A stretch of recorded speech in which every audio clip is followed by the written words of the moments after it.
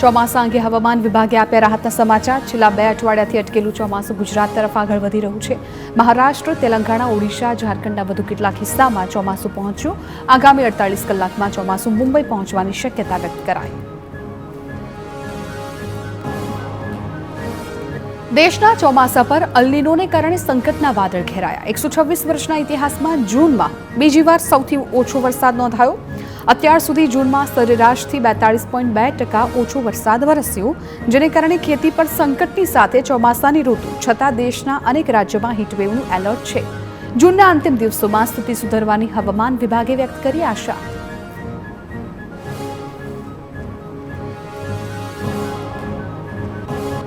રાજ્યમાં મેઘરાજા ધમાકેદાર એન્ટ્રી કરશે। હવામાન વિભાગે આગામી 48 કલાકમાં દક્ષિણ ગુજરાતમાં ભારે વરસાદની આગાહી કરી। રાજ્યમાં ટ્રફ પસાર થતો હોવાથી વરસાદ ખાબકી શકે। ગાજવીજ અને પવન સાથે સૌરાષ્ટ્ર કચ્છમાં પણ સામાન્ય વરસાદ રહેશે। ચોમાસું ધીરે ધીરે આગળ વધવાની અંબાલાલ પટેલે કરી આગાહી। 23 થી 25 જૂન વલસાડ અને દક્ષિણ ગુજરાતમાં ચોમાસું પહોંચી શકે। આદ્રા નક્ષત્રમાં વરસાદ આવવાથી ચોમાસું સારું જવાની શક્યતા। 29 જૂનથી 4 જુલાઈ સુધીમાં રાજ્યમાં ભારે વરસાદની શક્યતા। અંબાલાલ પટેલે દક્ષિણ ગુજરાતમાં ડાંગ, આહવા, સુરત, ભરૂચ તેમજ વડોદરામાં વરસાદની આગાહી કરી। દક્ષિણ સૌરાષ્ટ્રમાં પણ ભારેથી અતિભારે વરસાદનું અનુમાન। મહીસાગર, પંચમહાલમાં પણ ધોધમાર વરસાદની શક્યતા। સુરતના ચેરાપુંજી તરીકે જાણીતા ઉમરપાડા તાલુકામાં પણ વરસાદી માહોલ જોવા મળ્યો। કેવડી, શારદા, વેલાવી સહિતના ગ્રામ્ય વિસ્તારોમાં ધોધમાર વરસાદ ખાબક્યો। ભારે વરસાદથી ગામની શેરીઓમાં વરસાદી પાણી વહેતા થયા। વરસાદના આગમનથી ખેડૂતોમાં પણ ખુશીનો માહોલ છવાયો। ઉમરપાડા તાલુકામાં મેઘરાજાએ ધમાકેદાર એન્ટ્રીથી જંગલ વિસ્તારના સુંદર દ્રશ્યો સામે આવ્યા। ધોધમાર વરસાદથી નદી અને નાળાઓ જીવંત થયા। વરસાદી પાણી નદી નાળાઓમાં વહેતા થતા ઉમરપાડા તાલુકામાં સૌંદર્ય ખીલી ઉઠ્યું। સુરત શહેરમાં વિવિધ વિસ્તારોમાં ધોધમાર વરસાદ ખાબક્યો। વીજળીના કડાકા ભડાકા સાથે મેઘરાજાની ધમાકેદાર એન્ટ્રી જોવા મળી। ઉધના, અઠવા ગેટ સહિતના વિસ્તારોમાં વરસાદી માહોલથી લોકોએ ગરમીથી રાહત મેળવી।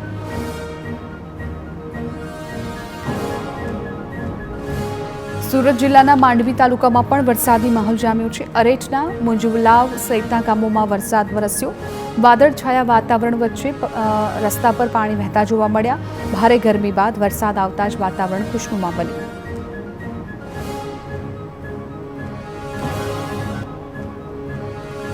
નવસારી જિલ્લાના વાતાવરણમાં પલટો આવતા વરસાદી માહોલ છવાયો। વાદળછાયા વાતાવરણ બાદ વિવિધ તાલુકાઓમાં વરસાદી છાંટા પડ્યા। નવસારી શહેરમાં પણ ધાનેરા પોઈન્ટ, સ્ટેશન રોડ સહિતના વિસ્તારોમાં વરસાદ વરસ્યો। જોકે હજુ પણ વાવણી લાયક વરસાદની ખેડૂતો જોઈ રહ્યા છે રાહ। ડાંગ જિલ્લામાં આહવા, સાપુતારા, વઘઈ સહિતના વિસ્તારોમાં ધોધમાર વરસાદ ખાબક્યો। ગ્રામ્ય વિસ્તારોમાં પણ ક્યાંક ધોધમાર તો ક્યાંક ઝરમર વરસાદ વરસ્યો। મેઘરાજાએ પધરામણી કરતા ખેડૂતોમાં ખુશીનો માહોલ છવાયો। વરસાદથી ડાંગના પર્વતીય વિસ્તારોમાં કુદરતી સૌંદર્ય ખીલી ઉઠ્યું।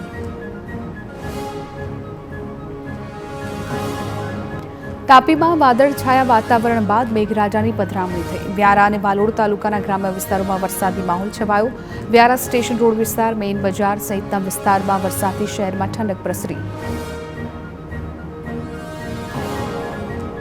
ભાવનગરના મહુવા તાલુકા અને ગ્રામ્ય પંથકમાં પડ્યો વરસાદ। મોરડી, સેદરડા, ખારી, ગળથલ, વાઘોદરા સહિતના ગામડાઓમાં છવાયો વરસાદી માહોલ। મોણપર, બગદાણા, કુંભણ, શેતરાણામાં પણ પડ્યા ધોધમાર ઝાપટા।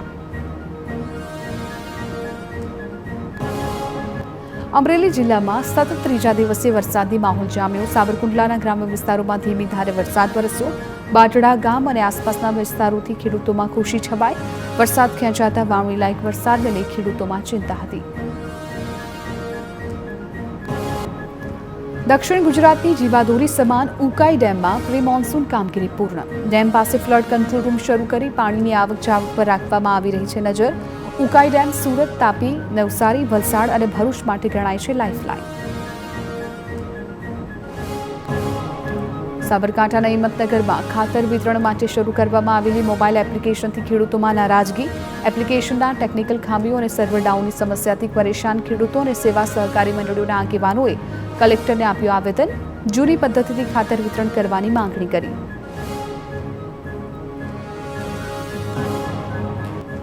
વલસાડમાં પહેલા વરસાદમાં જ તંત્રની પોલ ખોલતા દ્રશ્યો સામે આવ્યા. મોગરાવાડી ગરનાળામાં વરસાદી પાણી ભરાયા, જેને કારણે વાહન ચાલકો અને રાહદારીઓ હેરાન થયા. ગરનાળામાં પાણી ભરાતા પ્રી મોન્સૂન કામગીરીની ગુણવત્તા અને કરોડોના ખર્ચ પર સવાલ ઉઠ્યા. સુરત શહેરના ડિંડોલી વિસ્તારના ગરનાળામાં વરસાદી પાણી ભરાયા. સામાન્ય વરસાદ જ હિમનગર ગરનાળામાં વરસાદી પાણી ભરાતા લોકોએ મુશ્કેલી વેઠવી પડી. ગરનાળામાં પાણી ભરાઈ જવાથી વાહન ચાલકોએ પસાર થવામાં હાલાકી ભોગવવી પડી. સુરત શહેરમાં વરસેલા પહેલા વરસાદમાં જ મનપાની પ્રી મોન્સૂન કામગીરીની પોલ ખુલી. સામાન્ય વરસાદમાં જ અનેક વિસ્તારોમાં પાણી ભરાયા. ઉધના રોડ, અઠવા ગેટ સહિતના વિસ્તારમાં પાણી ભરાયા.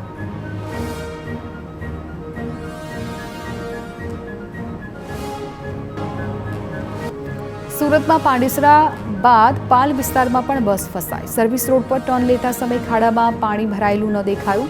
બસ ખાડામાં ફસાઈ. બીઆરટીએસ બસ રસ્તામાં કાદવમાં ફસાતા મુસાફરો રજડી પડ્યા. સાથે તંત્રની પ્રી મોન્સૂનની કામગીરીના દાવાઓની પોલ ખુલી.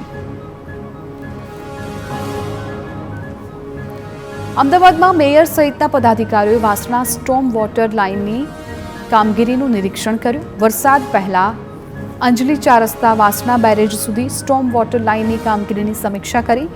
75 કરોડના ખર્ચે માઇક્રો ટનલિંગ પદ્ધતિથી સ્ટોર્મ વોટર લાઇન તૈયાર થશે. તેનાથી પાણી ભરાવાની સમસ્યામાંથી કાયમી મુક્તિ મળવાનો છે દાવો.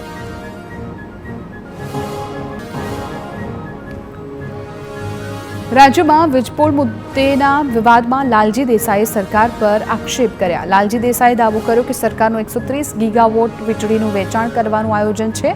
તેના માટે ગુજરાતમાંથી 100 વીજ લાઇન પસાર થશે. ગુજરાતભરમાં ઠેર ઠેર 1.5 લાખ વીજ થાંભલા નખાશે. તેનાથી 38 લાખ વીઘા જમીનને અસર થવાનો દાવો કર્યો. વીજ લાઇન મુદ્દે પાલા આંબલિયાએ સરકાર પર આક્ષેપ કર્યો. ખરાબાના બદલે ફળદ્રુપ જમીનમાંથી વીજ લાઇન પસાર કરવાનો આરોપ લગાવ્યો. સાથે નકશા વડે વૈકલ્પિક રૂટ બતાવી સરકારની નીતિ પર સવાલ ઉઠાવ્યા. માત્ર 30 ખેડૂતોને જ અસર કરે તેવો વૈકલ્પિક રૂટ સરકારને આપ્યો. ભાજપની સરકાર ખેડૂતલક્ષી હોવાની માત્ર વાતો કરતી હોવાનો આક્ષેપ કર્યો.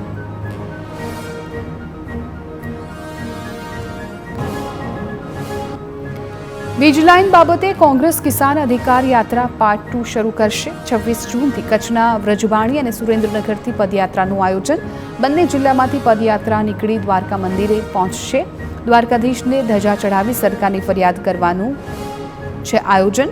વળતર પેટે વન ટાઈમ સેટલમેન્ટમાં ખેડૂતોને 2 કરોડ આપવાની માંગ.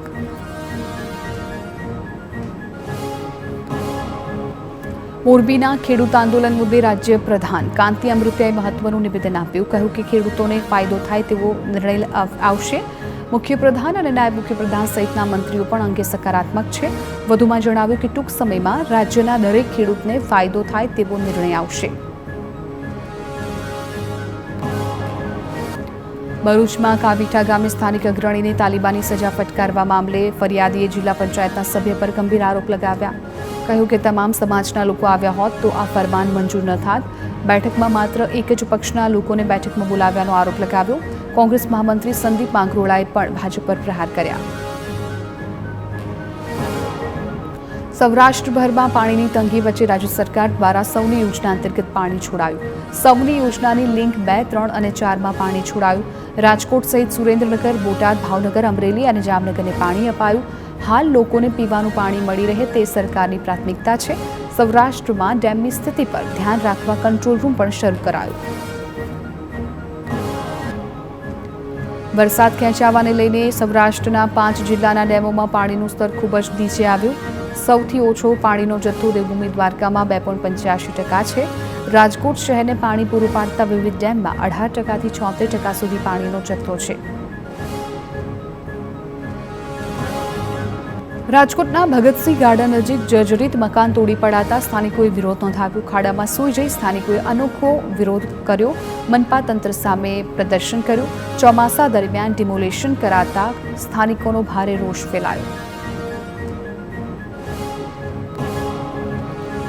જામનગરમાં પીજીવીસીએલ દ્વારા છેલ્લા 3 મહિનાથી નડતરરૂપ વૃક્ષોની ડાળીઓ કાપવા સહિતની કામગીરી હાથ ધરાઈ, જેનું બાકીનું 20% કામ પણ 15 દિવસમાં પૂર્ણ કરાશે. વિપક્ષે આક્ષેપો કર્યા કે પ્રી મોન્સૂન મેન્ટેનન્સના નામે લાખોનો ખર્ચ છતાં વરસાદ શરૂ થતાં જ વીજ પુરવઠો ખોરવાઈ જાય છે.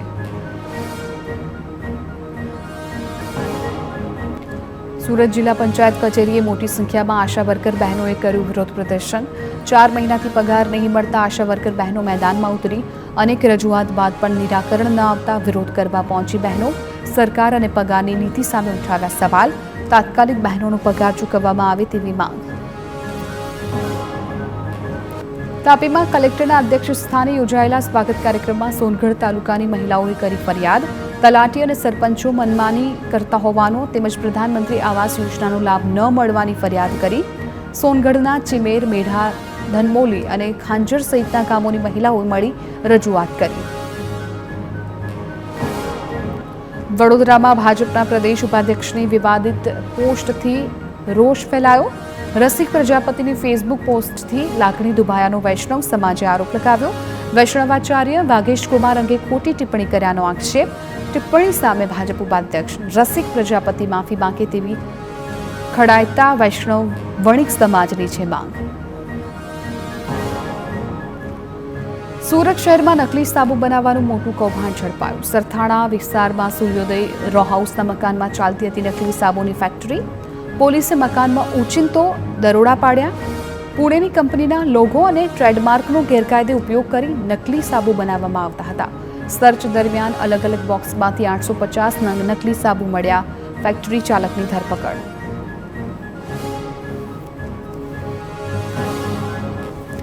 જામનગરમાં જીએસટીનું મેગા ઓપરેશન ત્રીજા દિવસે પણ યથાવત. દરેડ ઉદ્યોગનગરમાં જીએસટી વિભાગની 20 જેટલી ટીમોએ બ્રાસ ઉદ્યોગના વેપારીઓ, કારખાનેદારો અને એકમોમાં તપાસ હાથ ધરી. કંપનીના નાણાકીય વ્યવહારો અને દસ્તાવેજોની ચકાસણી કરાઈ. મોટા પ્રમાણમાં ગેરરીતિ બહાર આવવાની શક્યતા.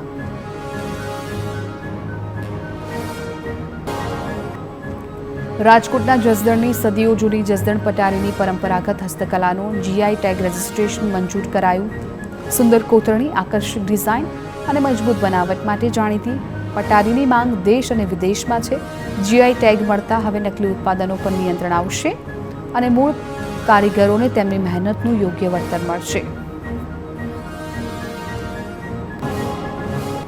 જસદણના હેન્ડીક્રાફ્ટ ઉદ્યોગમાં 200થી વધુ હેન્ડીક્રાફ્ટ એકમ કાર્યરત છે, જેમાં 4000થી વધારે લોકો રોજગારી મેળવે છે. કલાત્મક ઉત્પાદનો ખરીદવા દેશભરમાંથી આવે છે વેપારીઓ. અમેરિકા, યુરોપ, મધ્ય પૂર્વ સહિત અનેક દેશોમાં પણ આ વસ્તુઓની કરવામાં આવે છે નિકાસ. સુરતના સરથાણામાં સ્પાન યાર્ડમાં ચાલતું પૂટણખાનું ઝડપાયું. યોગી ચોક વિસ્તારના classic hair and care welcome સ્પામાં દેહ વ્યાપાર ચાલતો હતો. પોલીસે 7 મહિલાઓને દેહ વ્યાપારના ચુંગાલમાંથી મુક્ત કરાવી. સંચાલકો સહિત 3 લોકોની ધરપકડ કરી.